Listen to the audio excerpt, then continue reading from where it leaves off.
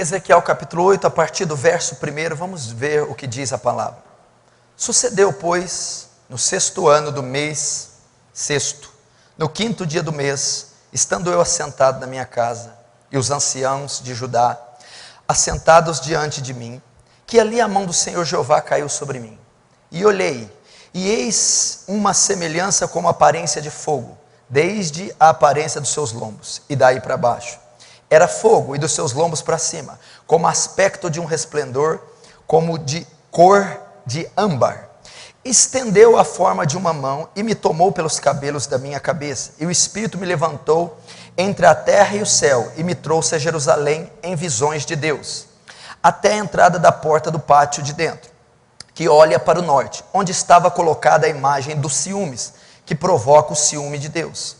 E eis que a glória do Deus de Israel estava ali, conforme a semelhança que eu tinha visto no vale. Versículo 5, e disse-me: filho do homem, levanta agora os teus olhos para o caminho do norte. E levantei os meus olhos para o caminho do norte, e eis que da banda do norte, à porta do altar, estava a imagem de ciúmes à entrada. E disse-me: filho do homem, vês tu o que eles estão fazendo?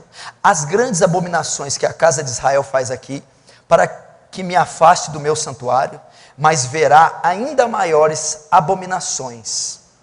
Deixa aberto no capítulo 8, é o texto que nós vamos discorrer. Fecha apenas os olhos, vamos orar. Pai, eu te louvo por mais esse dia, por esse sábado, por esse culto, por essa reunião.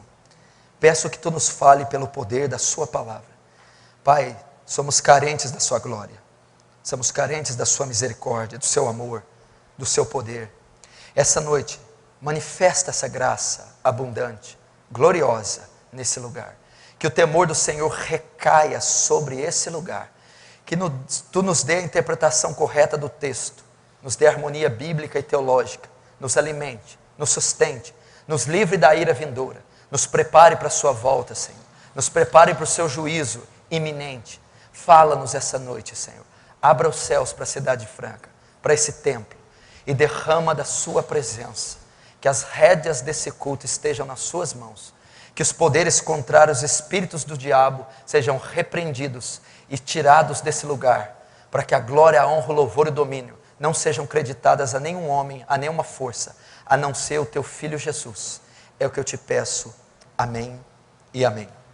O tempo do fim, a segunda volta de Jesus, o arrebatamento, a grande tribulação, o final dessa era terrena e o começo de uma nova etapa, sendo iniciada pela justiça e o juízo de Deus aplicados nessa terra, o milênio, trono do julgamento, novos céus e nova terra, seria precedida por um novo governo mundial.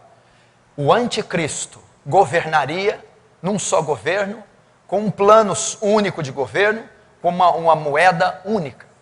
Então, essa notícia do Vaticano nos faz rever nossos conceitos, estar alerta aos acontecimentos mundiais, porque Jesus mesmo disse: ficai atento aos sinais, a figueira Israel, sinais na natureza, sinais na sociedade, sinais na igreja. E isso tudo nos leva a um estado de alerta. A igreja precisa acordar, precisa estar atenta, precisa estar em guarda, vigiando por os acontecimentos que marcarão a nossa geração. Possivelmente a nossa geração poderá contemplar um dos maiores eventos da história, a volta de Jesus, o arrebatamento, a segunda volta. Poderemos protagonizar tais cenas, seja vindo com ele, seja ficando aqui e vendo ele vir. Mas o fato é que estamos nesse tempo. É lógico que eu não vou ter nenhuma pretensão de definir datas, horários, dias específicos. Muitos caíram nesses erros ao longo das décadas, profetizando, ou supondo, ou deduzindo a volta exata de Jesus. Esses sinais, ao longo da história, sempre ocorreram. Mas a grande verdade é que a volta seria marcada pela intensidade desses sinais. Eles sempre ocorreram, mas próximo à vinda, eles iriam intensificar mais, eles seriam mais profundos, nos alertando assim. então estamos possivelmente perto, na era do tempo do fim, e eu creio nisso.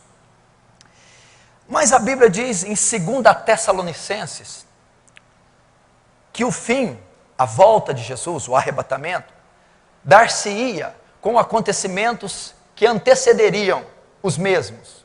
O que seria? Essa notícia do Vaticano nos faz reportar ao governo mundial. Então ele diz, ninguém se engane, não será assim antes que se manifeste o homem do pecado, aquele que se levanta e que se opõe contra tudo que se chama Deus ou é de Deus e se parece com Deus. Fala da ascensão de um governo único e nós estamos assistindo aí esses rumores, a passos lentos ou a largos, não sei, mas isso está caminhando exatamente para o cumprimento profético.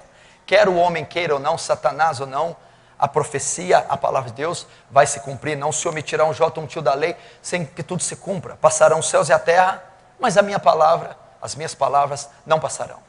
Mas há um outro fator que eu quero abordar e usar, fazer um paralelo com Ezequiel capítulo 8, que o mesmo Paulo, na segunda carta aos Tessalonicenses, dá outro sinal da segunda vinda de Jesus, do arrebatamento, dessa era que marcaria o tempo do fim.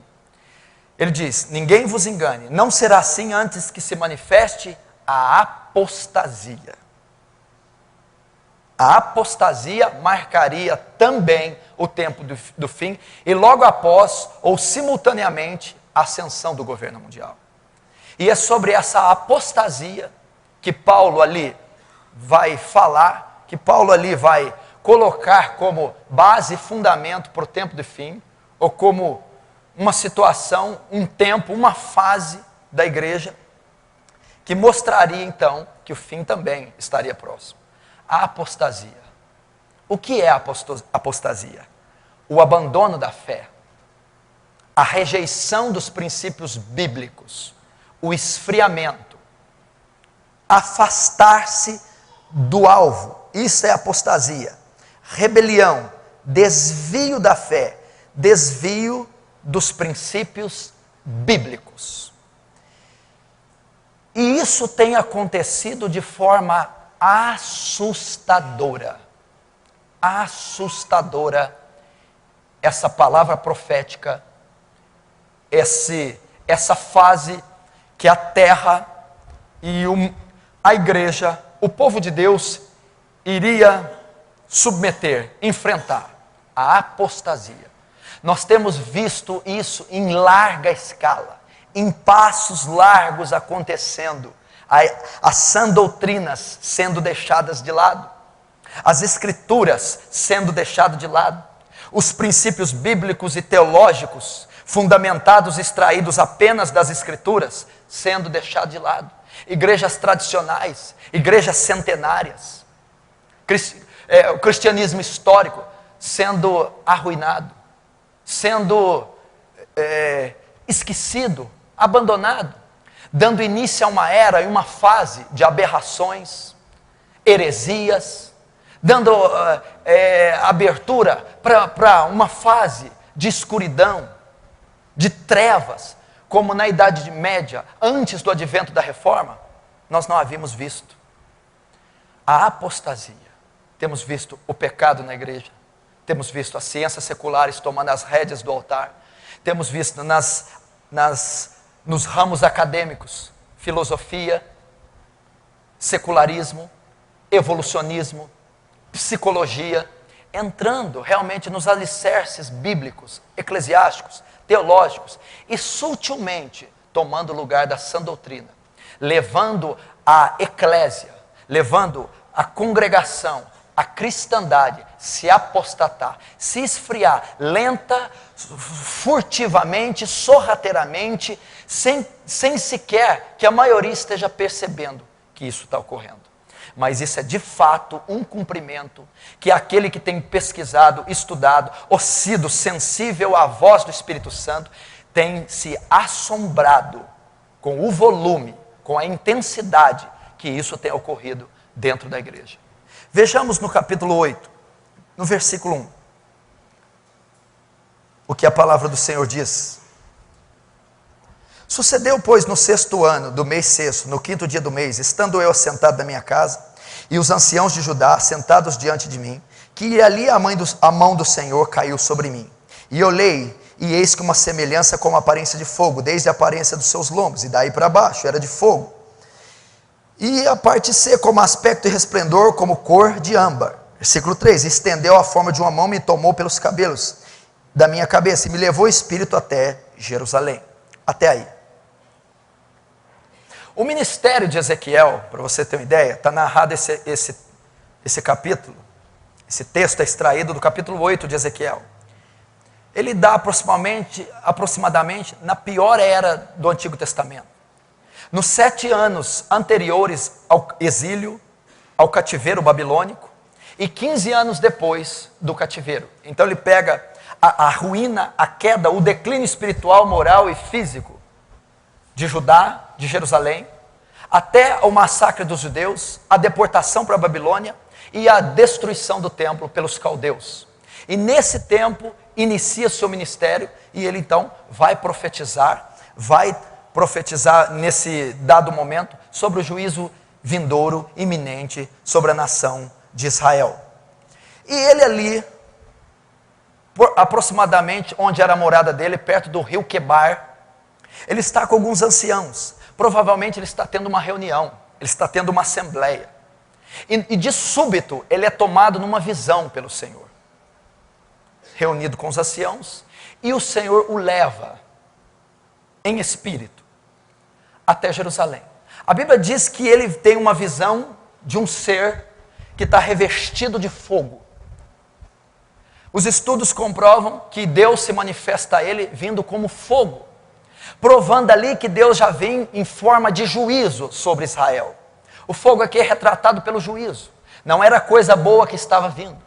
Era o juízo de Deus que estava sendo anunciado a Israel. Era a ira de Deus que ia se manifestar sobre Judá e Jerusalém. Deus estava furioso. Algo estava acontecendo. Algo estava acontecendo nos céus.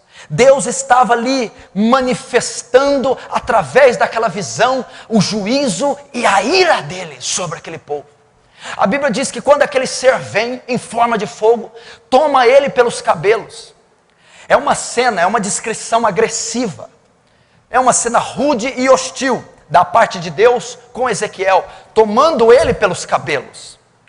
Isso mostra a gravidade do que Deus precisava mostrar a Ezequiel, a urgência que Deus tinha. Por isso toma ele para os cabelos de forma agressiva, rápida, hostil, rude, para acordá-lo, para mostrar que é urgente o que ele precisa dizer, o que ele precisa falar, para dizer, para despertar Ezequiel que algo de grande envergadura está acontecendo, algo perigoso, algo seríssimo está ocorrendo, e ele não pode mais esperar, não pode mais tardar a operação de Deus, a ação de Deus, a justiça de Deus não pode mais ser aplacada, ela vai dar início, e ele tem pressa em cumpri-la. Ele transporta Ezequiel para Jerusalém, para a entrada do templo, do santuário. De alguma forma Ezequiel percebe que Deus quer falar com ele a respeito de Judá, a respeito de Jerusalém, a respeito da capital da adoração, do santuário de Deus. A profecia está ligada ao santuário, está ligada à adoração, está ligada ao culto a Yahvé, está ligada à lei de Moisés. A visão, o capítulo 8, está falando da igreja, da cristandade, está falando do evangelho que estamos vivendo, está narrando os últimos dias, como seria o estado da igreja, como estaria a cristandade, como o evangelho estaria sendo pregado, vivido, publicado e manifestado. Deus quer abrir os olhos dos profetas, dos pregadores, da igreja, para o cenário atual da igreja. Deus quer revelar, quer tirar as escamas, quer nos dar sensibilidade do que está ocorrendo atualmente com o cristianismo e com o evangelho pregado. Essa era a intenção. Quando Ezequiel foi tomado, ele não sabia para onde ele ia. Se aquela visão era mística, física, o que estava ocorrendo. Mas o certo é que ele se deparou com Jerusalém. Ele se deparou com o templo. E ele percebeu que Deus queria ali falar a respeito daquela situação. Estava ali, na porta da entrada do templo, uma imagem de ciúmes, que provoca ciúme no Senhor, que provoca a ira do Senhor. O que é essa imagem de ciúmes? A imagem do ciúme fala de competição. Tem uma outra pessoa na jogada. É um relacionamento duplo. A duplicidade de Israel. Foi colocado algo para dividir a glória com Yahvé. Essa imagem de ciúmes. A semelhança do tempo de hoje, as pessoas estão dividindo a glória de Deus. Estão dando outras opções de adoração. Está havendo uma competição com Yahvé. Ele está sendo substituído por outros deuses, crenças, por outras formas de adoração. Logo na entrada, se você notar, no início, pode-se dizer que Satanás está trabalhando para que a nova geração de conversos, no início da sua fé, já tenha que dividir entre Yahvé e um outro Deus parecido com ele. Logo no início, vai ser tão sutilmente bem feito, bem colocado, que muitas pessoas não diferenciarão o santo do profano, Baal de Jeová, Mamon do Senhor Jesus. Eles não diferenciarão. Foi ali que está sendo posta, sutilmente. E a imagem de ciúmes é para competir com Jeová. É para substituir o Deus Todo-Poderoso. É para substituir a lei de Moisés. É para substituir o santo, sacro evangelho de Cristo. Foi colocada na porta para competir. E eis que a glória de Deus de Israel estava ali, conforme a semelhança que eu tinha visto.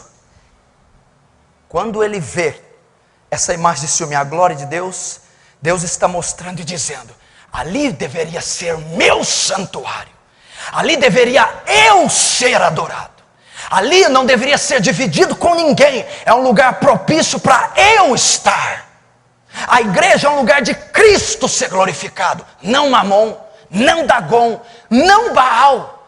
É peculiar o altar da presença de Deus e não do fogo estranho. Ele está mostrando aqui, ele está dando a entender quem deve ser adorado na casa de Deus é Deus e não Baal. Quem deve ser cultuado no cristianismo é Cristo e não outra forma de adoração. É isso que ele está dizendo, claramente. E ele viu, é a casa dele, propício para a adoração dele. E terminando, Deus está mostrando a Ezequiel: Ezequiel, sabe por que você está vendo a porta, na entrada da porta, a estátua de ciúme, a minha glória? Porque eu estou mostrando que nesse lugar eu deveria ter exclusividade. Exclusividade. Você precisa entender que ele diz: eu sou o Senhor e fora de mim não há outro Salvador. A minha glória não darei a outrem e nem o meu louvor às imagens de escultura.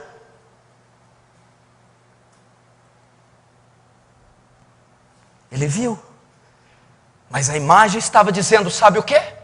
Sabe o que é a imagem de ciúmes? Por que tem que ter um competidor com Yahvé? Por que tem a ver maneiras e métodos antibíblicos de adorar a Deus, entendendo assim falsos deuses? Porque a geração atual está dizendo: Deus não é suficiente. O evangelho não é suficiente. A morte vicária não é suficiente. Então nós precisamos colocar um Deus paralelo, que atinja nossas expectativas, que Yahvé, que Jeová, que o Todo-Poderoso não está atendendo. É isso que as seitas, heresias dessa época, dessa geração, têm feito com Deus. Tem colocado postes ídolos e toda sorte de adoração pagã dentro da casa de Deus, substituindo, competindo, ou dizendo que o Senhor Deus dos exércitos não é suficiente para a igreja.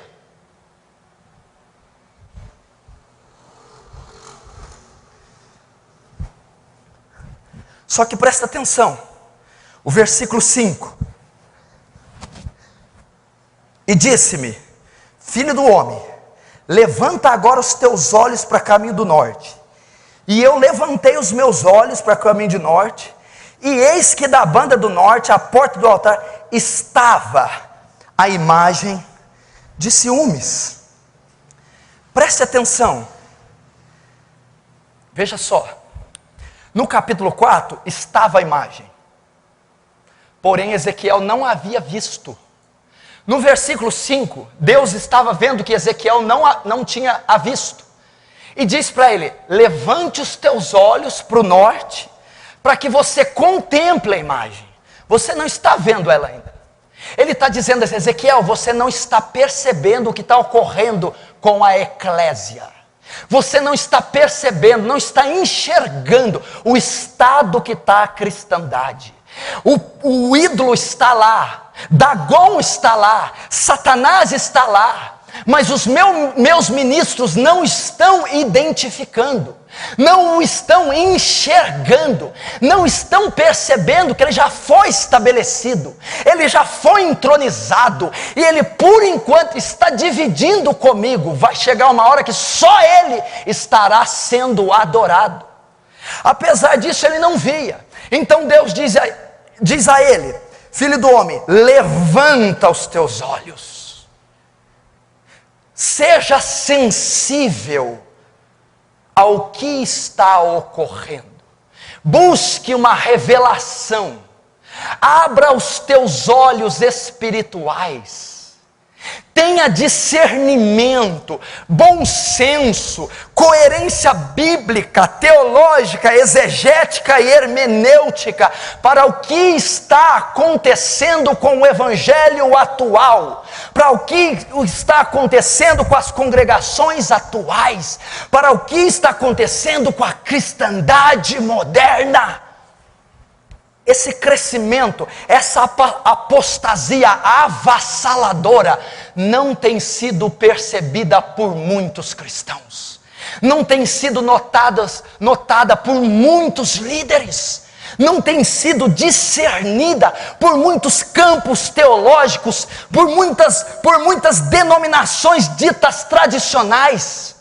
Tem de forma sutil, inteligente, em alguns casos até escabrosa, sendo estabelecida, manifestada tal apostasia, e o próprio Ezequiel não via, sem que Deus o inspirasse, sem que Deus o dirigisse. Levanta os olhos, agora vira para o norte, desce as coordenadas para Ezequiel, até que ele enxergasse a escultura, o ídolo. O que você quer dizer com isso? Significa que estamos vivendo tempos que você não tem ideia, o estágio da depravação e da corrupção que está ocorrendo entre os cristãos. Significa que o nível de abolicidade, de atrocidade, de depravação, de injustiça, de desonestidade está chegando a níveis inimagináveis há um tempo atrás. E se Deus não abrir os nossos olhos, como abriu de Ezequiel, se Deus não colocar o seu temor no nosso coração, se Deus não nos fizer enxergar que o que está ocorrendo tem escala mundial e é perigosíssimo, a fase que a igreja mundial está atravessando, e principalmente a brasileira, da qual eu faço parte, que é de perigo, é gravíssimo, milhões estão correndo risco. E não são riscos de terem a sua estima tocada, ou de perder suas bênçãos financeiras. O risco que está sendo corrido é da sua eternidade ser comprometida. A nossa oração tem que ser: Senhor, eleva meus olhos. Senhor, norteia meus olhos. Senhor, dá-me sensibilidade. Senhor, mostra-me o que está ocorrendo nos bastidores das congregações, nos bastidores acadêmicos teológicos. Mostra o que está acontecendo no campo missionário. Mostra o que está acontecendo no cenário político religioso, onde a igreja está andando abraçada. Se Ele não nos mostrar, milhões vão perecer, como Datã, Corá e Abirão. Milhões seguirão a doutrina de Balaão. Milhões serão cegos no seu engano. Milhões estarão achando que estão cultuando Jeová, mas estarão cultuando a Baal. Deus precisa despertar a igreja. Deus precisa abrir os olhos dos pastores, líderes, missionários, obreiros, profetas. Deus precisa trazer sobre nós, quer seja uma perseguição, quer seja o seu espírito, quer seja outras formas, mas abrir os nossos olhos para vermos os deuses que estão à nossa volta, para vermos o que está nos inundando até o pescoço: engano, heresia, apostasia, mentira, distorção bíblica.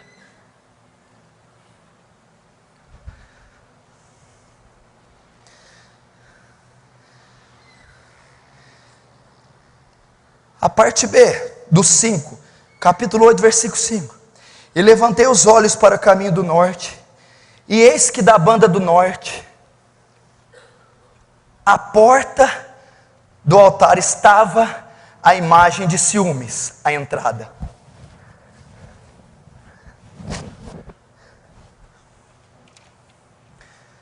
O que a Bíblia fala?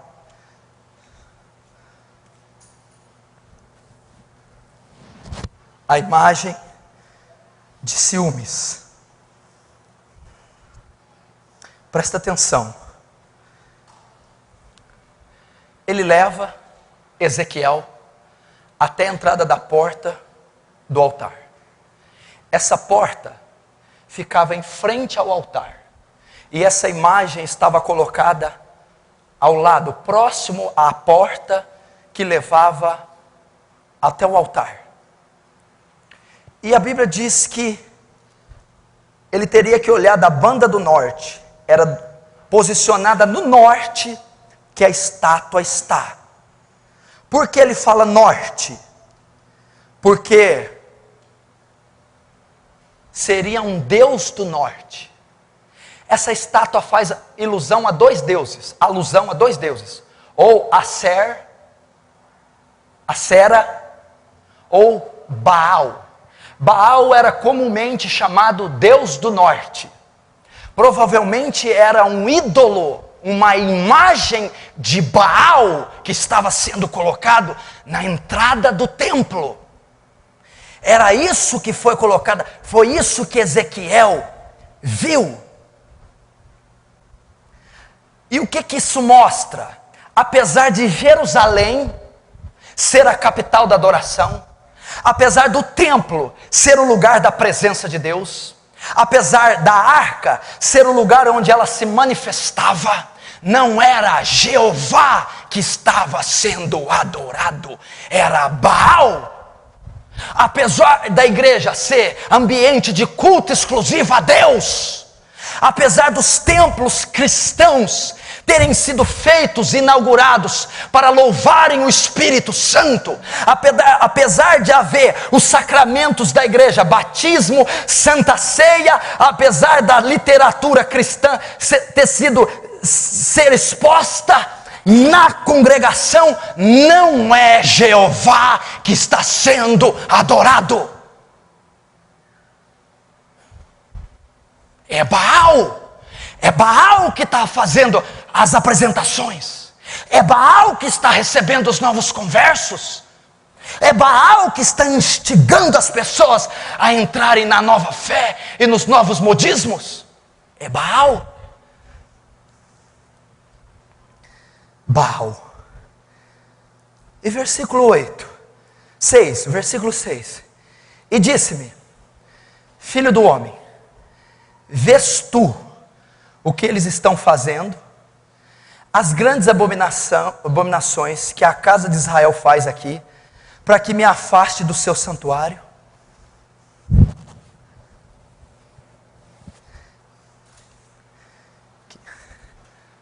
Agora, depois que Ezequiel vê, Ezequiel não tinha visto, ele vê a estátua, vê outras coisas, ele percebe.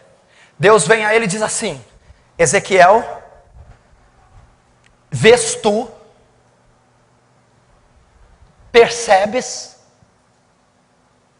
entendestes, as escamas agora estão caindo, Ezequiel, agora você está compreendendo o motivo do meu furor, da minha ira ser despejada, de eu não ter destituído a doutrina do inferno.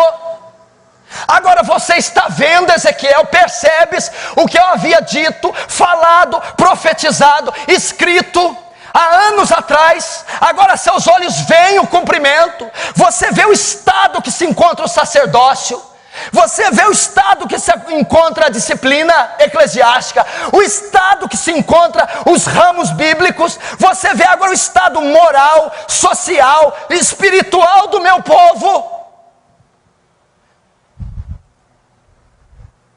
Vês tu, percebes, notas o que? As grandes abominações, grandes, ele está dizendo, relevantes, Ezequiel.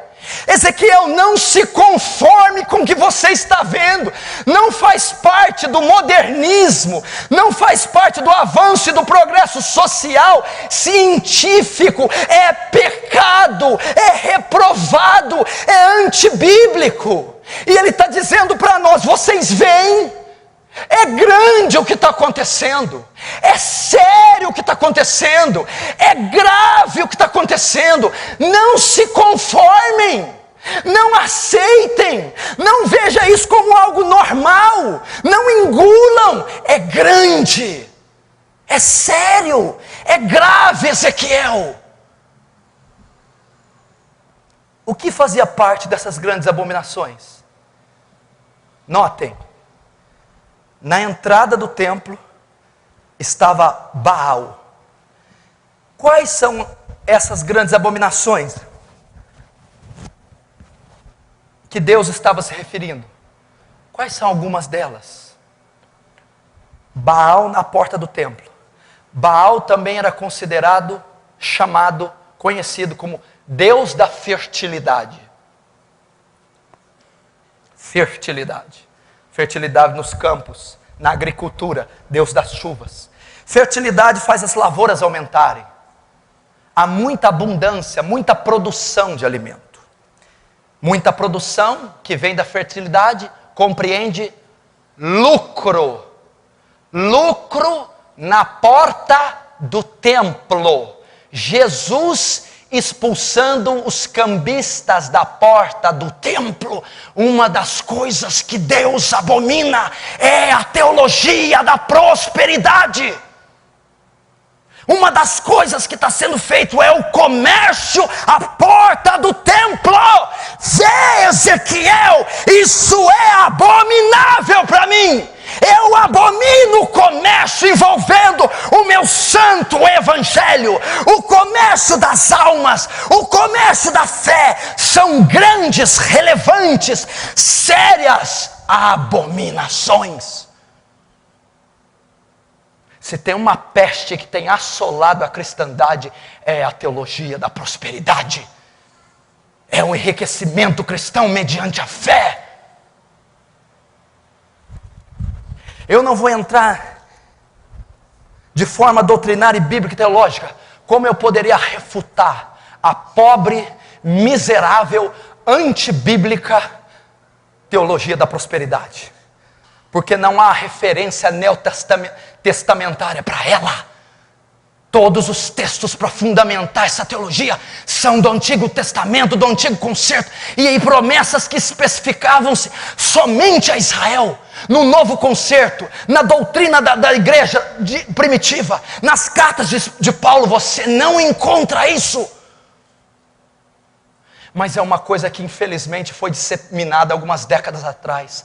E o mundo inteiro é escravo, está seduzido pela teologia da prosperidade. Ela tem regido o movimento neopentecostal, até pentecostal, em muitos ramos tradicionais atuais. A teologia da prosperidade tem sido o carro-chefe das igrejas. Tem sido o alvo de campanhas, tem sido a coluna, a espinha dorsal da igreja. É óbvio que eu não estou generalizando, é óbvio que não são todas as igrejas, é óbvio que não são todos os cristãos. Eu sei que tem gente honesta, fiel, idônea, eu sei que tem joelhos que não se dobram a Baal, eu sei que tem igrejas sãs, mas não é a maioria. Dentre tantas coisas que eu poderia falar da teologia da prosperidade, da distorção bíblica e teológica que ela proporciona para ser fundada, eu posso dizer que a teologia da prosperidade ela é um veneno, porque ela destrói a fé, ela esfria o cristão, ela tira a glória de Deus e tantas outras coisas. Mas a teologia da prosperidade, ela não é um acaso. A teologia da prosperidade não veio sem querer. Ela é um plano muito bem elaborado há anos, para cumprir exatamente o tempo do fim. O que a teologia da prosperidade propõe? Paz, felicidade, igualdade social e econômica, unidade, são todas as características do governo mundial. Instabilidade econômica, financeira, felicidade, igualdade social. A teologia da prosperidade é uma ferramenta usada por Satanás para promover o governo do anticristo. Porque quando toda essa geração que busca sucesso profissional, felicidade, completude, satisfação financeira, virá o Deus deles, o rei deles, e lhes dará exatamente o que eles querem, a marca da besta.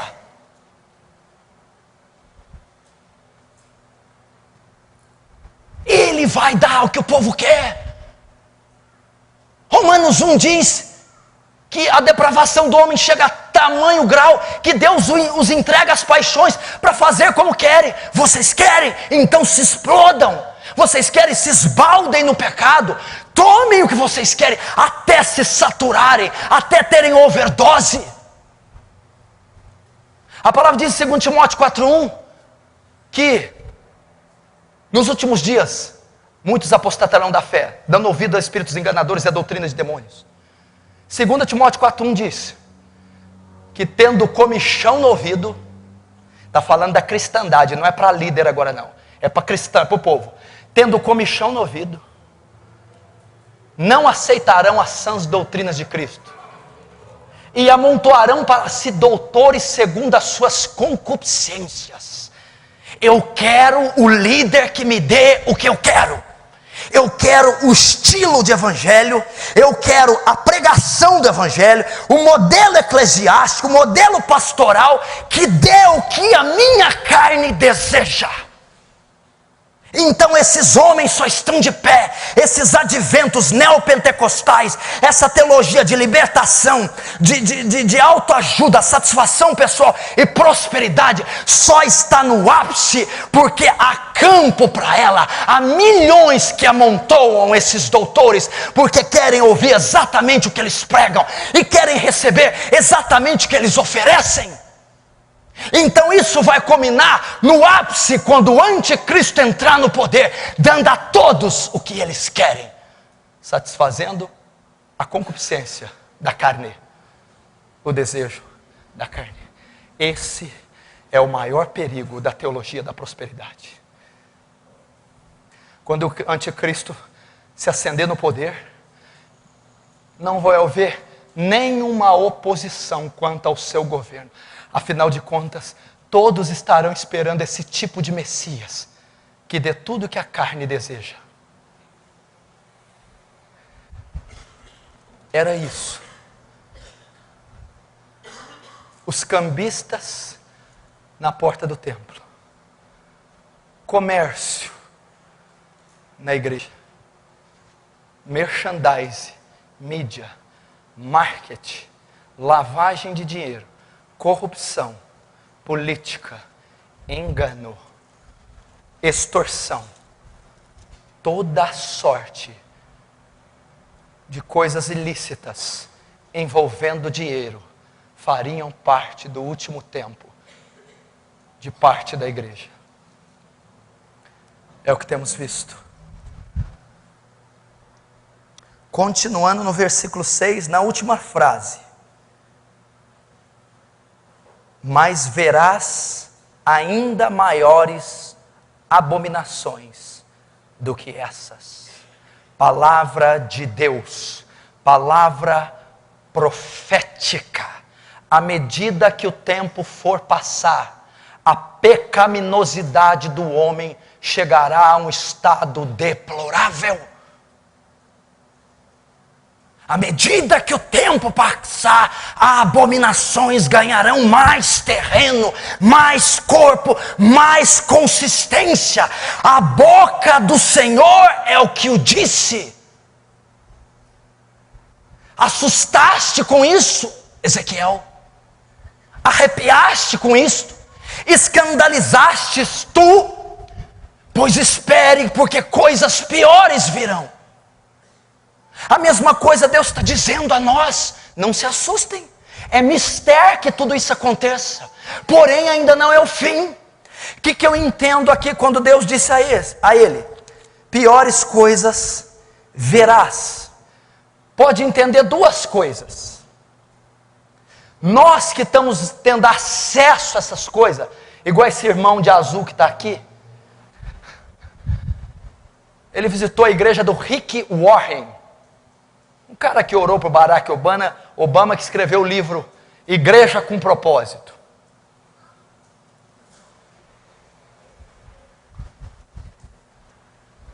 Ele se assustou com a abolicidade, se assustou com a abominação da estrutura bíblica espiritual da igreja, porque Deus revelou a ele o que ele não tinha visto.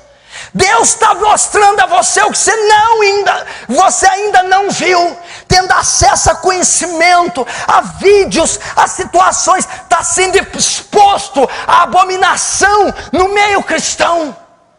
Só que ele ainda diz, coisas piores poderão vir, de duas maneiras. Primeira, ou ele vai nos mostrar coisas piores que nós não sabemos a ponta do iceberg. Vai nos levar, alguns homens, alguns profetas, alguns ministros, algumas igrejas contemplarão, chegará aos seus ouvidos, eles verão abominações maiores, terão conhecimento de fatos escandalizadores, terão conhecimento, será revelado a alguns o pecado, a corrupção, o engano e a mentira e as heresias que estão infiltradas no meio cristão. Isso pode ser uma das coisas que compreende, coisas maiores virá. Ou ele está dizendo, eles estão no nível de pecaminosidade, eles ainda não têm coragem de dar a irmã cristã selinho na outra irmã, eles ainda está contida a pecaminosidade, mas eles ainda entrarão no estado de maior depravação. Vai haver escândalos envolvendo cristãos mais abomináveis ainda. É o que ele está dizendo. É a palavra do Senhor. Os dias que antecederiam a vinda de Jesus seriam semelhantes aos dias de Ló, sodomia, aberração. Não adianta eu pregar uma palavra enfeitada com perfume de jasmim. É o juízo e a ira de Deus sendo despejada nesse século. E ele está dizendo, não, não, não, não. Apóstolos, discípulos, por que vocês estão assustados? Isso é só o princípio das dores. Ezequiel, não, calma, verás coisas piores. Ou a informação que nos chegará nos fará ver coisas piores, ou eles protagonizarão cenas mais escandalosas. Continuando, versículo agora 7. E levou-me à porta do átrio. Então olhei, e eis que havia um buraco na parede. O que acontece? Deus está levando cada vez mais Ezequiel para dentro do templo. Ele está na parte externa, na superfície, e ele vai entrando.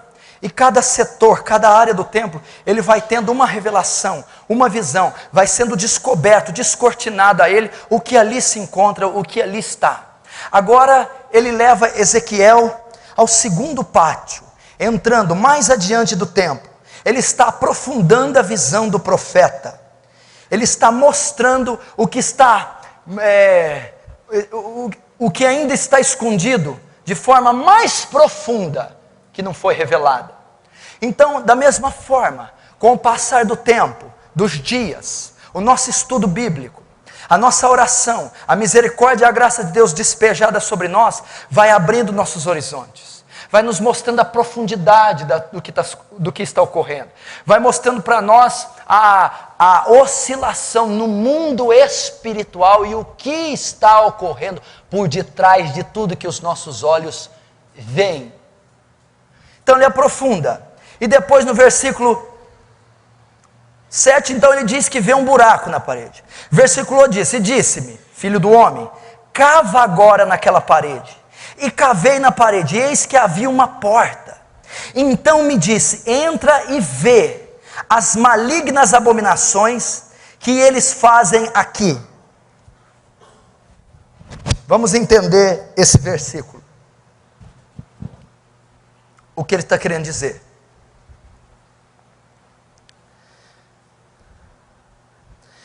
Ele leva para uma outra sala, e Ezequiel se depara com um buraco na parede, vestígio de alguma coisa, mas porém ele só enxerga o vestígio. E Deus diz a ele, cava esse buraco, tira a casca, tira o grafiato. Quando ele abre o buraco, ele vê uma outra porta. Quando ele abre essa porta, ele vai ver as novas abominações. O que eu aprendo aqui?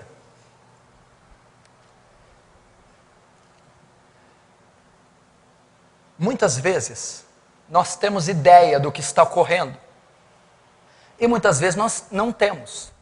Quando Ezequiel vê, ele só consegue ver um vestígio, um buraco. Nós sabemos que está errado. Nós sabemos que está corrupto. Nós temos uma certa noção de certo e errado, de forma cristã. E nós temos visto vídeos, filmes, documentários, a respeito de alguns escândalos. E nós não concordamos. E nós julgamos aquilo errado. Aquilo são os vestígios do que é errado. Porém é só o buraco, é só um indício do que está acontecendo, é a ponta do iceberg, até que tudo que chega a nós é tolerável, é até pelo nosso ralo conhecimento bíblico. Porém Deus diz, Ezequiel, peraí, não é só isso que você está vendo não é só isso que a mídia interesseira mostra. Não é só isso que vem aos seus ouvidos, não é só isso que a igreja dormente, preocupada com o seu bem-estar, insensível à minha voz, consegue ver, não é só isso que os cristãos carnais, porque só os carnais conseguem enxergar talvez o buraco, não é só isso que está lá que eles só conseguem ver. Aí Deus diz para ele: o buraco é um indício, uma pista. Porém nós não sabemos, não temos ideia. Você está achando que é só teologia da prosperidade? Que é só um movimento gospel musical que está distorcido, um ou outro grupo e uma outra música? Que é só o fato de ter algum tipo de fornicação ou adultério na igreja, e isso é o escândalo? Não, Ezequiel, não é. Cava, Ezequiel. Por que cavar, Senhor? Porque aquele indício está escondendo algo pior. Porque isso que está sendo anunciado e mostrado é uma falsa ideia do que nós ainda temos, porque está muito bem maquiado, camuflada a corrupção que está por detrás dessa camada ainda. Não é o que está acontecendo, não é só o que você tem acesso. Então ele diz: cava porque está encoberto. Está encoberto. Como que está encoberto? Tem bicho por dentro, tem profanação, lavagem de dinheiro, política, tem morte, assassinato por trás, mas tem uma camada de falso moralismo cobrindo, tem uma camada de falsa ajuda social, tem uma camada de falsa ajuda à causa familiar. Pregadores, ministros, causas, que estão aí à frente de obras sociais, que estão tentando combater leis que estão no Senado, que estão tentando trabalhar pelos viciados e os drogados, combatendo, pleiteando causas em favor da família, pregando moralismo, mostrando cara de bons, transfigurando-se ministros de luz, mas estão escondendo por dentro a lavagem de dinheiro, a corrupção, o adultério, o divórcio, a fornicação, o uso de entorpecentes. E é isso que Deus está dizendo: abre, Ezequiel, tira essa casca. Tira, porque eles são podres, eles são vis, mas deixaram um buraco, e você pode ver que eles não podem esconder o rabo por muito tempo. E quando você tira a casca, você vê, isso não é o Evangelho, isso não é o cristianismo bíblico, isso não é o Espírito Santo, isso não é o novo nascimento, isso não é a fé salvífica, isso não é a justificação e a santificação pregada pelo apóstolo Paulo. Aí ele diz assim: cava. Está encoberto. Depois ele diz assim: cava, ele cavou. Agora entra. Se aprofunda, Ezequiel. Estuda, Ezequiel. Destrinche, Ezequiel. Se aprofunde nisso. Acorde, Ezequiel. Saia da ignorância, Ezequiel. Pesquise, estude, aprofunde. Quando ele abre, Deus diz: entre. Entre, você não saberá se não se aprofundar. Você não crerá nas minhas palavras só por elas, se os seus olhos mesmos não verem, se você mesmo não ir nas escrituras e ver que toda essa doutrina atual, a maioria está errada, que esse estilo de cristandade está errado, que esse evangelho que é pregado é falso. Você não só precisa cavar, tem que entrar, tem que se aprimorar, tem que conhecer, tem que pesquisar, se aprofundar, até você chegar na conclusão que Ezequiel e o Senhor das Escrituras estão certos.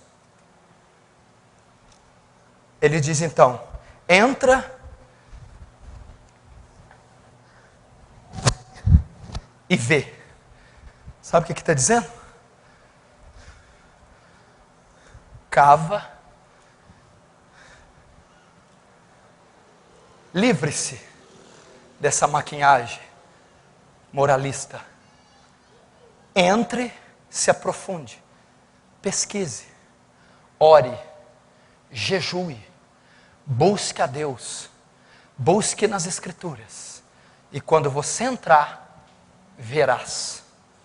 Então você saberá e conhecereis a verdade, e a verdade vos libertará.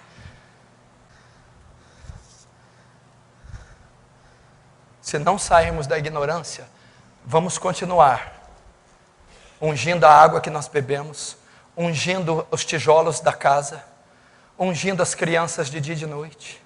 Continuaremos fazendo atos proféticos, dando voltas em volta da casa, as muralhas de Jericó. Continuaremos em heresias. Continuaremos cultuando sal, rosa, pão, água. Continuaremos a achar que a vontade de Deus sermos ricos, que a vontade de Deus ninguém ficar doente, que a vontade de Deus felicidade plena e absoluta na terra. Se não buscarmos conhecimento, não vamos ver maldade em nada.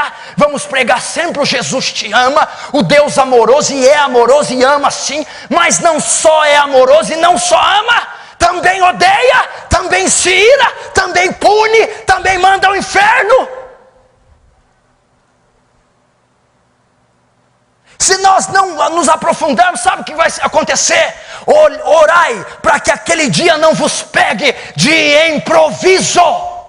Vigiai, porque não sabeis a hora que virá o vosso Senhor. Se não aprofundarmos, seremos pegos, porque um dirá ali paz, outro dirá ali paz, o Messias tarda, ele não vem, Deus está conosco, e repentina destruição e a espada morrerão esses tais. É o que a palavra do Senhor diz. Ele viu. O que ele viu? Ele cavou, entrou, ele cavou, entrou e viu. O que ele viu? Versículo 10. E entrei e olhei, e eis que toda forma de répteis, e de animais abomináveis, e de todos os ídolos da casa de Israel, estavam pintados na parede, em todo o redor. O que ele vê?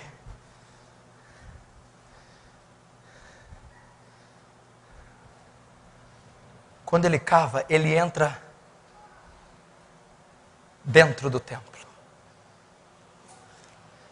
E ele vê nas paredes várias figuras de animais, de répteis. Animais que eram considerados impuros, segundo a lei de Moisés. Serpentes, aves de rapina, lagartos, todos imundos. E alguns ídolos ao redor. Ezequiel tinha visto que também estava o altar de Yahvé. Estava havendo sincretismo. Toda a idolatria internacional estava estabelecida em Jerusalém, estava no templo.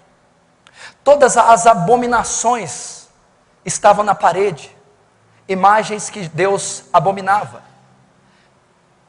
Animais impuros representando a impureza dentro do altar. Os ídolos, a idolatria. E o altar a Jeová mostrando o sincretismo. O ecumenismo, toda adoração, todos os deuses sendo aceitos naquele lugar. E sabe qual que é o pior de todos? Se não bastasse citar todos os deuses, eles ainda tinham que ficar do lado do trono do Senhor Jesus, do Senhor dos Exércitos, de Yahvé. E essa é a maior blasfêmia, dividir a glória dele com as imagens de escultura, com os outros deuses. Então o Filho do Homem, quando vê Ezequiel entra, ele se dá conta das orgias que estavam dentro do templo, daqueles répteis tatuados na parede, simbolizando a impureza. esses ídolos. Então está havendo um sincretismo. Não havia diferenciação mais de deuses, religiões e seitas. O que está acontecendo hoje, igreja? Ele viu toda a sorte de adoração e de idolatria. O que a igreja está fazendo. Ela está caminhando a passos largos para o ecumenismo. Ela está dando as mãos com o catolicismo. Ela está dando as mãos com o sabatismo. Ela está dando a mão aceitando toda sorte de adoração. Deuses estranhos estão sendo cultuados no santuário. Poderia trocar um réptil por Freud, outro réptil por Lacan, outro por Buda, por Confúcio. Poderia trocar os ídolos não só por Maria, Maomé, isso nós não fazemos, somos crentes, mas nós trocamos pelo secularismo, pela psicologia, a autoajuda, as ciências sociais. Toda sorte de elemento estranho, toda sorte de adoração mista, esse sincretismo religioso, misturado tudo a isso, o culto de adoração ao Senhor Jesus. A honra e a glória é dele.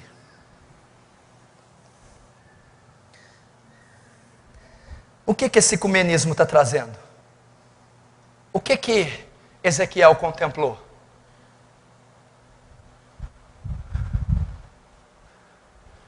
Igrejas homossexuais sendo abertas,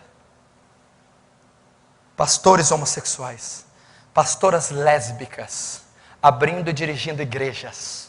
São as abominações que Ezequiel viu, que tem adeptos, que não vê isso como falha, nem como erro, nem como pecado, que ainda intentam no coração que tem a aprovação de Deus. O que Ezequiel viu, culto ao dinheiro, o culto a mamon, o culto à prosperidade, o culto à riqueza. Precisamos abrir os olhos e voltar para a rocha, voltar para a Escritura, voltar para a palavra. Apenas a palavra e a direção do Santo Espírito são suficientes.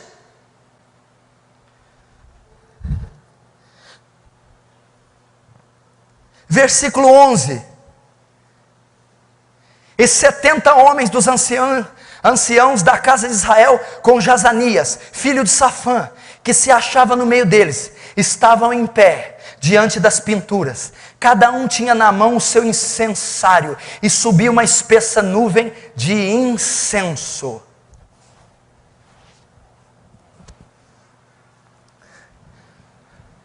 Ezequiel se depara com aquelas abominações. Você imagina o estado que Ezequiel estava, estarrecedor, vendo as imagens de répteis, os ídolos, dentro do lugar mais santo do templo. E de repente ele nota que há ali 70 homens, anciãos, queimando incenso para aquelas figuras ao redor da parede, para aquelas imagens. 70 anciãos. Queimar incenso significa adorar. Os 70 anciãos significa a liderança do povo, o sacerdócio, a liderança da igreja. É em boa parte responsável por essa apostasia, por esse esfriamento. Eles próprios estão cultuando esses deuses, estão adorando, queimando incenso, se dobrando, se curvando a esses deuses. Já se curvaram a Mamon, já se curvaram a Baal, já se curvaram a Dagon, só falta se curvarem o anticristo. E a forma de queimar incenso é a forma mais sublime, espiritual, correta, de adorar um Deus. Veja só, queimando incenso, servindo, obedecendo, submetendo, toda essa luxúria, todo esse inferno. E a Bíblia diz que entre os anciãos estava Jazanias, filho de Safã. Quem era Safã? Era de uma linhagem fiel a Yahvé. Safã era de uma linhagem que servia e cultuava a Deus segundo a lei. Porém, o seu descendente, que se chama Jazanias, havia se apostatado e estava cultuando esses ídolos. Dentre os anciãos, o que eu aprendo? As nossas lideranças, algumas décadas atrás, vieram de linhagens bíblicas, reformadas, proféticas. Eram homens poderosos, bíblicos, sérios. Mas dado um tempo começaram a se esfriar, se apostatar, deixando o culto ao Senhor, seguindo após outros deuses. É o que eu chamo síndrome do rei Uzias. Pessoas que começaram na fé, na piedade, na santidade, na oração, no jejum.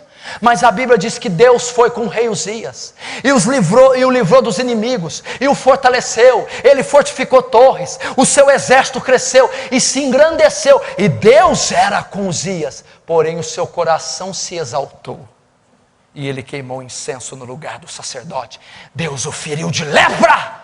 É o que ocorreu hoje na nossa nação. Homens que começaram na fé, homens que começaram na palavra, mas criaram impérios megalomaníacos, criaram impérios faraônicos e se exaltaram os seus corações, e hoje estão lá dentro do templo, servindo a Baal, a Dagon e a Tamuz, queimando incenso a eles. Homens que já vieram de uma linhagem fiel a Jeová. Homens, e a Bíblia diz que eles estavam em pé diante das pinturas, cada um tinha na mão o seu incensário, e subia uma espessa nuvem. Meu Deus do céu! Você pode ver a cena de Ezequiel,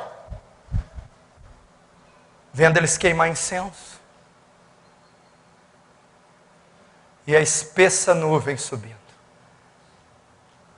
Homens hipnotizados, obstinados, perdidos, cegos, por uma espessa nuvem de adoração idólatra. Homens que andaram com o Senhor, gente que defendeu as sãs escrituras. Eu creio que muitos nem começaram na fé, eu creio que muitos nem foram levantados por Deus, muitos são hereges desde o início, mas muitos homens fiéis a Deus, hoje estão hipnotizados, obstinados, por uma espessa nuvem de adoração idólatra. Versículo 12, então me disse: viste, filho do homem, o que os anciãos da casa de Israel fazem nas trevas, cada um nas suas câmaras pintadas de imagens, e dizem: o Senhor não nos vê, o Senhor abandonou a terra. A palavra do Senhor diz que eles estavam fazendo em trevas, aquilo não estava sendo revelado à massa, aquilo estava sendo oculto, só Ezequiel teve acesso às suas recâmaras e viu as abominações que eles faziam.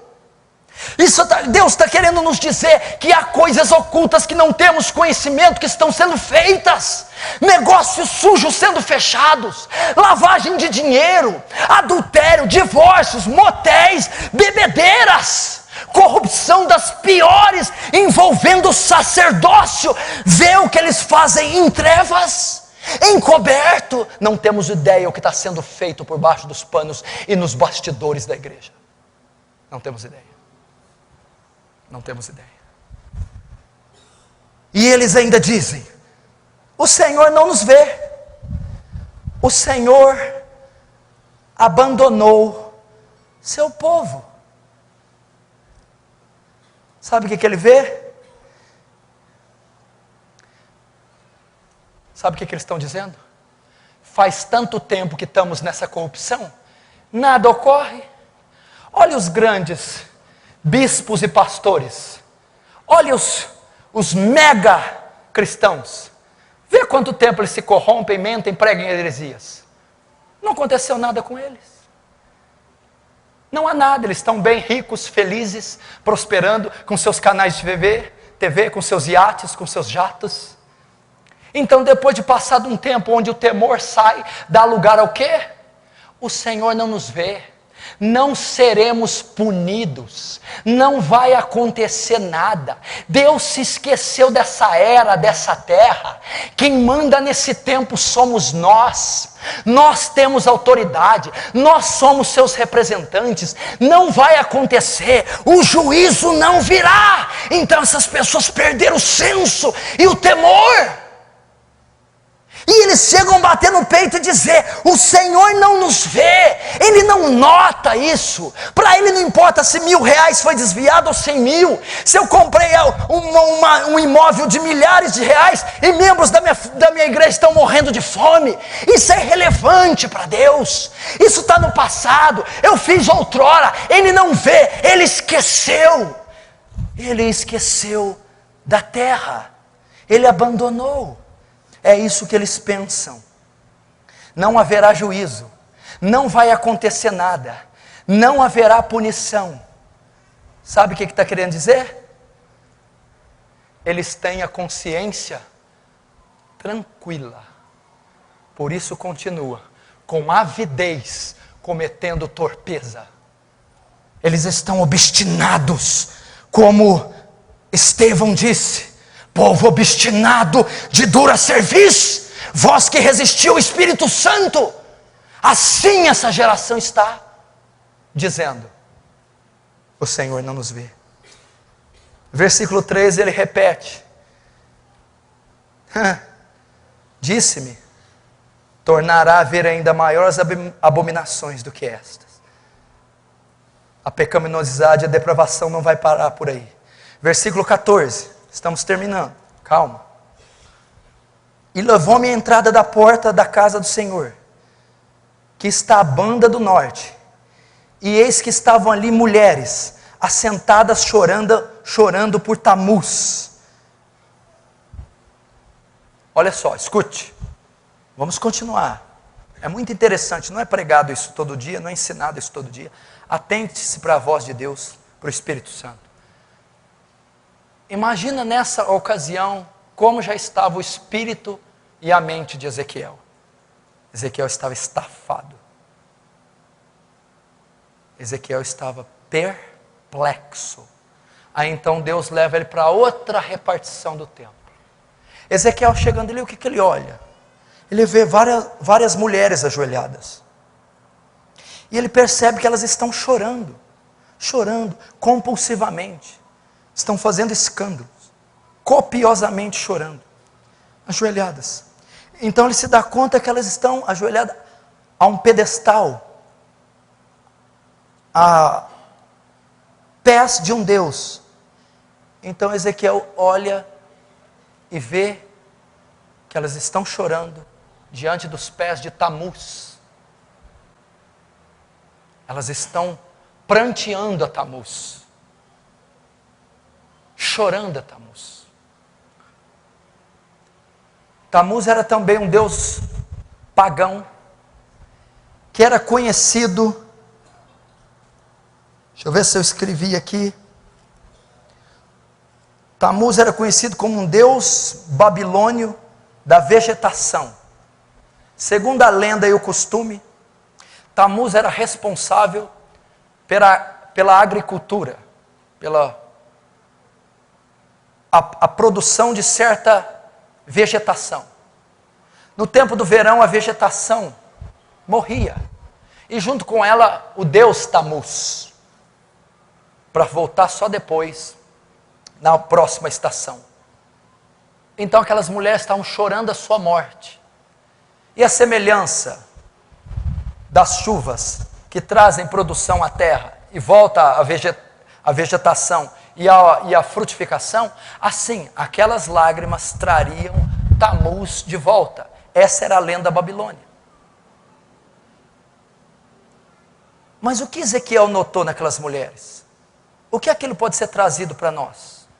Era uma espécie de culto que aquelas mulheres estão fazendo aos pés do deus Tamuz. E aquele culto era um culto de gemidos, de choro compulsivo, copioso. E eram mulheres envolvidas.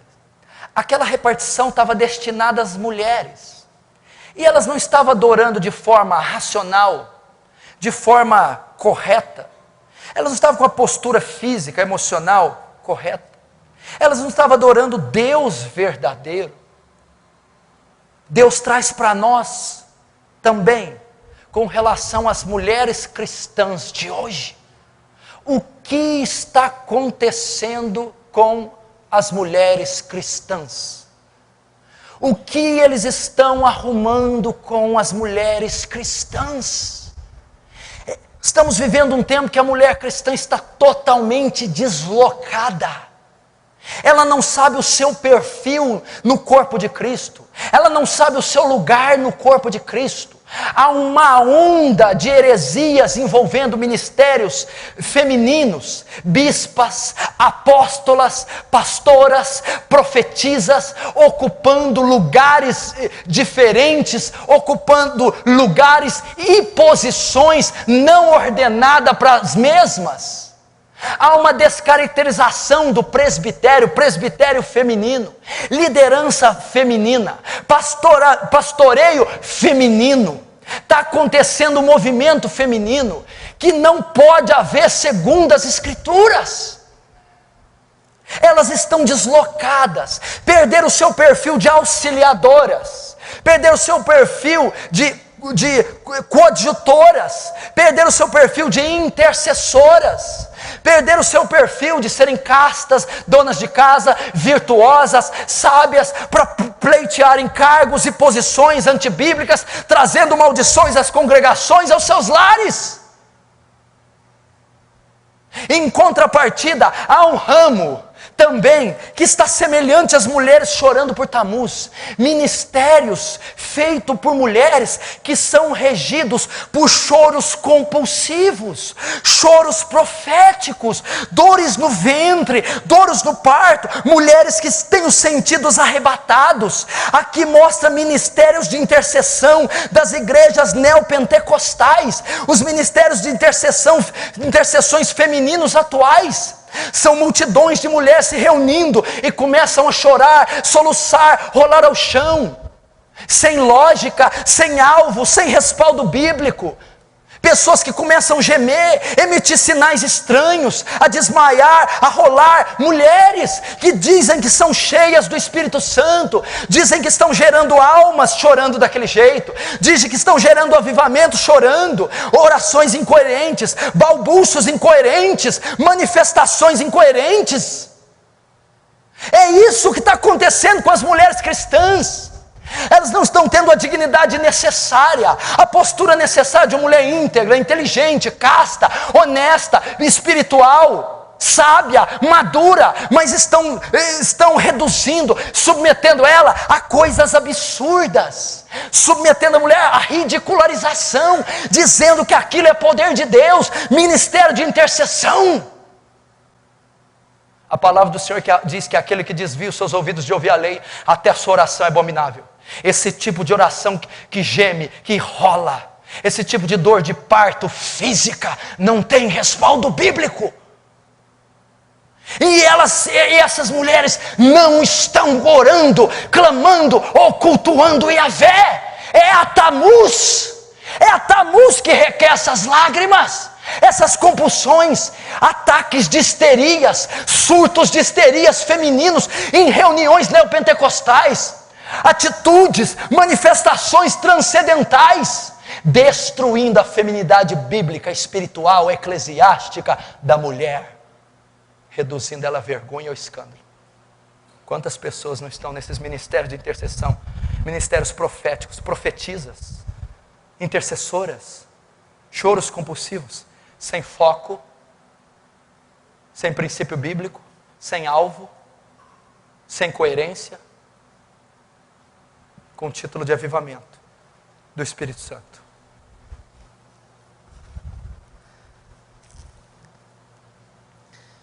Versículo 15.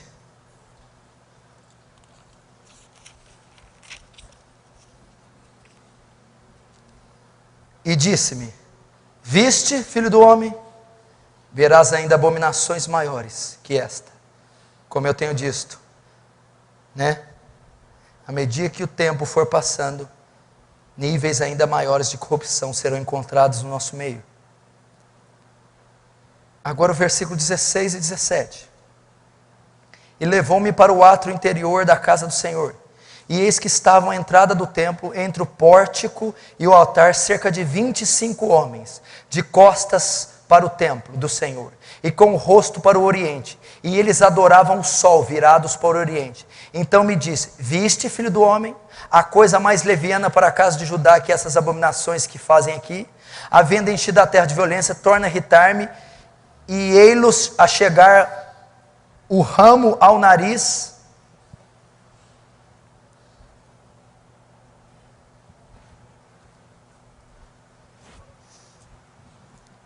Depois, estamos terminando, calma. Preste atenção, não perca nada, isso é muito riquíssimo que você está aprendendo. Depois ele leva Ezequiel para outra repartição, entre o pórtico e o altar, tipo um alpendre coberto, o pórtico, que dava ao altar.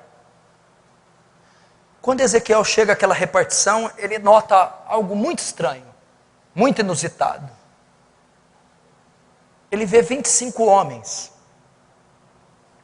com as costas viradas para o altar, com o rosto para a porta, para a entrada, no oriente. E a Bíblia diz que eles estavam adorando ao sol. Se eles estavam adorando ao sol, e se a Bíblia diz que eles estavam no oriente, significa que eles adoravam o sol ao nascer do sol. Então, estava havendo ali um culto pela manhã, com as costas viradas para o altar, em adoração ao sol. O Deus Sol era adorado entre os caldeus, entre os babilônios. Então eles estavam cultuando um outro Deus, um outro Senhor, o Sol, no seu nascente, na sua nascente, pela manhã, e com as costas viradas para o altar. Foi isso que Ezequiel viu, e Ezequiel ficou extasiado. Sabe por quê? Porque esses homens, esses líderes, esses 25 formam alguns líderes. Esses cristãos, alguns, estão dentro do templo, dentro da casa de Deus, batizados, têm seus cargos, suas funções, o seu tempo de conversão, estão prestando culto, estão adorando outro Deus, dentro da casa de Deus, achando que é Deus, mas estão com as costas voltadas para Deus, dentro da sua própria casa. É isso que Ezequiel viu. Essa foi a dura realidade. Pessoas que, você entendeu? Estão batizados, possuem cargo, têm tempo de conversão, cuidam de repartições, escrevem, pregam, lidam com toda a sorte de situações eclesiásticas. Adoram, louvam, compõem, escrevem, mas não é a Yahvé que estão prestando culto dentro da própria casa de Deus. Não é assustador? Não é assustador essa imagem? O sol nascendo, a sombra se fazendo ao altar, e eles adorando, dentro do templo, um outro Deus, achando que é Yahvé, ao qual eles deram as costas. É isso exatamente que a igreja moderna está fazendo. Voltaram as costas para Deus e cultuando outros deuses dentro da própria casa de Deus.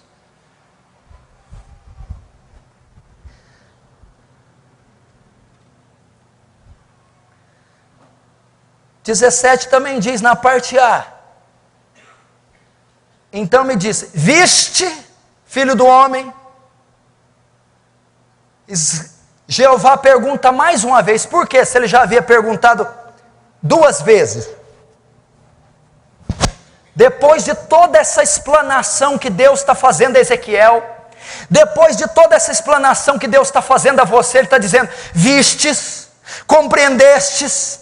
Depois de tudo isso, agora entende o motivo do meu clamor, entende porque eu estou levantando alguns profetas em lugares distintos do globo, clamando por justiça, por juízo, clamando para que voltem a rocha, voltem a palavra, dado a profundidade, a seriedade, o estado que está a minha igreja. E com essa palavra Ele está dizendo a vocês, agora vocês estão vendo, serviu de alerta, entendestes, vistes, compreendeste a gravidade, a profundidade do cenário religioso atual.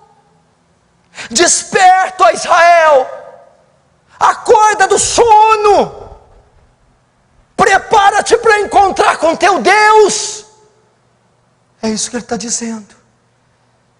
Havendo enchido a terra de violência, tornaram a irritar-me, e ei-los chegar ao ramo, ao seu nariz. A palavra de Deus diz aqui, estudando, que esses ramos produziam odor. E segundo eles, quando eles queriam provocar a ira de um Deus, Ele passava entre esses ramos soltavam um odor. E o odor chegava a um ponto, e quando chegava no nariz, irritava e provocava a ira desse Deus. A Bíblia está dizendo que as abominações de Israel, de Judá, de Jerusalém, foram tamanhas, foram tantas, o cheiro da idolatria, o cheiro da apostasia, o cheiro da mentira, do engano, foi tão grande, que chegou aos narizes do Senhor, provocando-lhe a ira. Deus está dizendo que esse momento tem subido a Ele e lhe provocado a ira, tem chamado Ele ao juízo, tem sido abominável. Ele disse assim, vê as coisas levianas que eles fazem. Essa é a opinião de Deus para o cenário, é leviano, é irresponsável, é tolo o que eles fazem.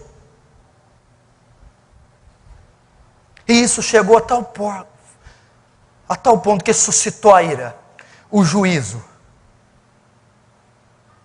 As aberrações exalam cheiro tal que provocam a ira de Deus. E o versículo 18, terminando.